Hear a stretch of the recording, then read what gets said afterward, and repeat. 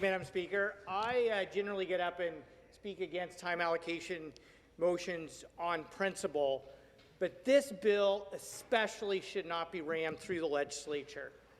And the debate over the last couple days around Schedule 6, around conservation authorities, shows me that the government themselves is confused about the nature of this bill. So in second reading debate, I talked about how damaging and the risk associated with undermining the role of conservation authorities. And one of the members opposite asked me what a proponent would do if they had a reasonable development and they were denied. And I said they could appeal it to the ministry. The Minister of the Environment, Conservation and Parks earlier today said there is no appeal process of conservation authority decisions. And so, Madam Speaker, I just want to be very clear to everyone in the House and people watching that there is an appeal process.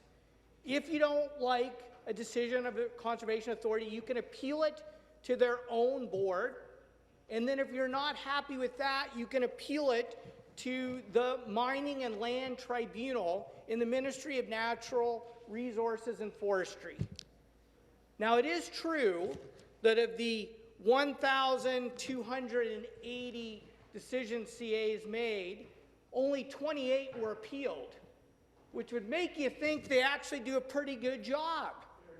But there is an appeal process, so we should be clear about that. So maybe we need some more time for the government to study their own bill so they understand it better. If they would do this properly, it would be posted on the Environmental Bill of Rights, and the public would have 30 days to comment. But because it's a budget bill, they're not required to put it on to the EBR.